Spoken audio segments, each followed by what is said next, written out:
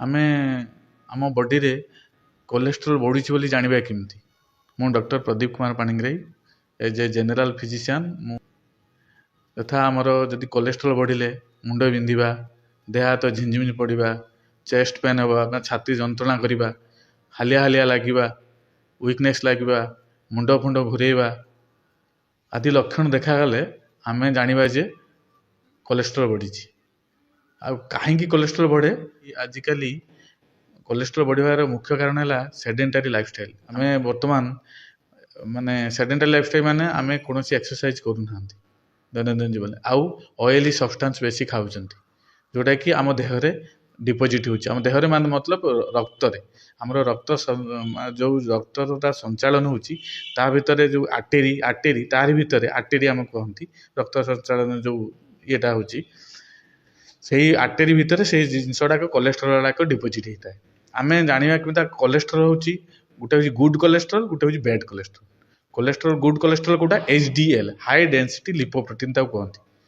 ଆଉ bad cholesterol କ'ଣ? LDL, low density lipoprotein cholesterol, TG, triglyceride. ଏଟା କାହିଁକି ବଢ଼େ? ମେନଲି ଆମର ଏଇ ତେଲ ଛଣା ଜିନିଷ ଖାଇଲେ TG ଫିଜି ସବୁ ଜିନିଷ ଗୁଡ଼ାକ ବଢ଼େ। କୋଲେଷ୍ଟ୍ରୋଲ କ'ଣ? ବଟର ଫୁଡ, ବଟର ମାନେ ଘିଅ, ମାନେ ଘିଅ ମତଲବ ଇଏ ଗୁଆ ଘିଅ ନୁହେଁ, ଏଇ ଯେଉଁ ଘିଅ ମାର୍କେଟରେ ସବୁ ମିଳୁଛି, ଯେଉଁ ଛଣା ଜିନିଷ ଆମେ ଖାଉଛନ୍ତି, ତାପରେ ମିଠା ଜିନିଷ, ଯେଉଁ ମିଠା ଜିନିଷ ଗୁଡ଼ାକ ଯେଉଁ ତିଆରି ହେଉଛି ସେଇ ସବୁ ଜିନିଷରେ ଆମର ବେଶୀ ପରିମାଣରେ ଏଇ ଯେଉଁ କୋଲେଷ୍ଟ୍ରୋଲ ଗୁଡ଼ାକ ଥାଏ। ତାପରେ LDL ବି ସେମିତି ସେଇ ସବୁ ଜିନିଷରେ LDL ଥାଏ। ବେଶୀ ଫ୍ରାଏଡ୍ ଫୁଡ୍ ଖାଉଛନ୍ତି, ଯେଉଁ ପ୍ରିଜର୍ଭେଟିଭ୍ ଫୁଡ୍ ଗୁଡ଼ାକ, ଯଥା ଆମର ଏଇ ଯେଉଁ କେକ୍, ବେକେରୀ ଫୁଡ୍ ଗୁଡ଼ାକ, ତା ଦେହରେ ବି ଆମେ ବହୁତ ପରିମାଣରେ କୋଲେଷ୍ଟ୍ରୋଲ ଥାଏ। ଆମେ କୋଲେଷ୍ଟ୍ରୋଲର ପରିମାଣକୁ ହ୍ରାସ କେମିତି କରିବା? ବେସିକାଲି ଆମେ ମେଡ଼ିସିନ ଆଡ଼ିକି ଯିବାନି। ଫାଷ୍ଟ ଆମେ ନିଜକୁ କେମିତି ପ୍ରିଭେଣ୍ଟିଭ୍ ଇଜ୍ ବେଟର ଦେନ୍ କ୍ୟୁର, ମାନେ ଆମେ ପ୍ରିଭେନ୍ସନ୍ କେମିତି କରିବା? କୋଲେଷ୍ଟ୍ରୋଲ ବଢ଼ିଲେ ଆମର ବିଭିନ୍ନ ପ୍ରକାର ହାର୍ଟ ଜନିତ ରୋଗ ହୁଏ, ଯଥା କାର୍ଡ଼ିଆକ୍ ଆରେଷ୍ଟ ହୁଏ, BP ବଢ଼ିଯାଏ, ଆଉ ତାପରେ ପେରିଫେରାଲ ଭାସ୍କୁଲାର ଡିଜିଜ୍ ହୁଏ। ତେଣୁ ସେ ଜିନିଷରୁ ଆମେ ନିବୃତ୍ତ ରହିବା ପାଇଁ ଆମେ ଆଇଦର ଆମର ହେଉଛି ମେଡିକେଟେଡ୍ ହେବା, କିମ୍ବା ଆମେ ହେଉଛି କହନ୍ତି ଏକ୍ସରସାଇଜ କରିବା। କିନ୍ତୁ ଆମର ବେସିକାଲି କୋଲେଷ୍ଟ୍ରୋଲ ପରିମାଣ 200ରୁ ଅଧିକା ହେଲେ ଆମେ ଜାଣୁଥାଏ କୋଲେଷ୍ଟ୍ରୋଲ ବଢ଼ିଲା। LDL ଯଦି ପରୀକ୍ଷା କରିବା ଆମେ ବ୍ଲଡ଼ରେ, LDL ସେମିତି 120ରୁ ଅଧିକା ହେବ। TGର ପରିମାଣ ସେମିତି 160ରୁ ଏଭବ୍ ହେଲେ ସେଟାକୁ ଆମେ କହିବା ହେଉଛି ମାନେ ଖରାପ କୋଲେଷ୍ଟ୍ରୋଲ ପରିମାଣ ବଢ଼ିଯାଇଛି। ଆଉ ଗୁଡ୍ କୋଲେଷ୍ଟ୍ରୋଲ କ'ଣ? HDL, ହାଇ ଡେନ୍ସିଟି ଲିପୋପ୍ରୋଟିନ୍, ସେଟାର 30ରୁ ମେନଲି 60 ରହିବା କଥା। ଆମେ 30ରୁ 60 ଯଦି ରହିଲା ତାର ଦେହ ପାଇଁ ଭଲ, ସେଟା ଦ୍ୟାଟ୍ ଇଜ୍ ପ୍ରୋଟେକ୍ଟିଭ୍, ମାନେ ପ୍ରୋଟେକ୍ସନ୍ କରିବ ହାର୍ଟ ଡିଜିଜ୍ରୁ। ଆଉ ଆମର କ'ଣ, ଆମର କୋଲେଷ୍ଟ୍ରୋଲ ବି ଆମର ଫ୍ୟାମିଲିଆଲି ବି ଥାଏ। ଜଣଙ୍କର କୋଲେଷ୍ଟ୍ରୋଲ ତୋର ବାପା ମାଆଙ୍କର ଥିବ, ଏଟା ଫ୍ୟାମିଲିଆଲି ବି ଥାଏ। ଆଉ ଆମର ଖାଇବା ଦ୍ୱାରା ବି ଖାଇବା ଦୈନନ୍ଦିନ ଜୀବନରେ ଆମେ ଯେଉଁ ଜିନିଷ ଆମେ ଏକ୍ସରସାଇଜ କରୁନାହାନ୍ତି ତା ପାଇଁ ବି କୋଲେଷ୍ଟ୍ରୋଲ ବଢ଼େ। ଆଉ ଷ୍ଟ୍ରେସ୍ ବହୁତ ଅଧିକା ହେଲେ ଆଉ ତାକୁ ଆମେ କେମିତି ରୋକିବା? ଆମେ ହେଉଛି ମେଡିକେସନ୍ ଦ୍ୱାରା ରୋକିପାରିବା।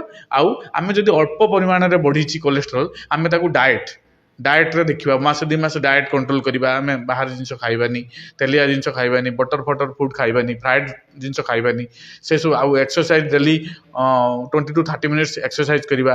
ଆମର ଯେଉଁ ୱାକିଂ କରୁଛନ୍ତି, ଆମେ ୱାକିଂଟା ଟିକେ ସ୍ପିଡିଲି କଲେ ତା ଦ୍ୱାରା କ'ଣ ହେବ? ରକ୍ତ ସଞ୍ଚାଳନଟା ଠିକ୍ସେ ହେବ।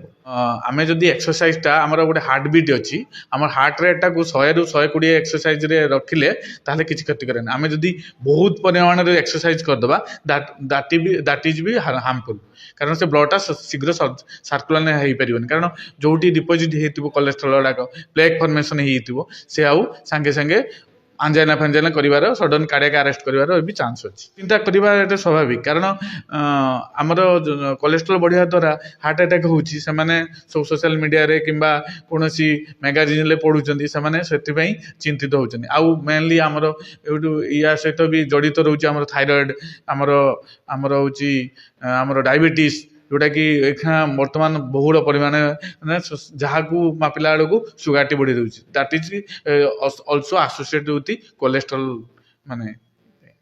ଆଉ ଆମେ ତାକୁ ରୋକିବା ପାଇଁ ମେନଲି ଆମେ ଯଦି କୋଲେଷ୍ଟ୍ରୋଲ ପରିମାଣଟା ଟିକେ ଅଳ୍ପ, ମାନେ ବେଶୀ ଅଧିକା ରହିବା ହେଲେ ଆମେ ମେଡିକେସନ୍ ଦ୍ୱାରା ହେବା। ଯଦି थिबो आमे चेकिंग करिवा द्वारा ताहले कोन करिवा आमे ताकू आमे कोन फूड रे ये करिवा हमर लेंबू खाई सालार अध घंटा खंटे परे आमे खाली गोटे ग्लास पानी रे नॉर्मल पानी रे गोटे लेंबू दे चुपुड़ी की ताकू को भी खाइले से कोलेस्ट्रॉल परिमाण भी कमिबो तापरे आमे फाइबर जातीय फूड भी खाइबा से तेल को अब्जॉर्ब करिवो तनो ए जिंस करिया पड़िवो जदी ता द्वारा भी न बढ़िला न कमिला ताहले आमे ताकू कोन मेडिकेशन द्वारा ए करबा जदी हठात किना हम गोटे पेशेंट आसी टीजी बहुत हाई हिची 400 500 ताकू आमे निहाती मेडिकेशन दबा दरकार नहले स्ट्रोक फ्रोक हवार चांस अच्छी आमर ब्रेन स्ट्रोक हुए हार्ट स्ट्रोक हुए आम गांग्रीन फैंग्रीन से सब जिनस भी आमर कोलेस्ट्रोल बढ़िया द्वारा हुए तेणु आम यू जिनस को आम ताकू माने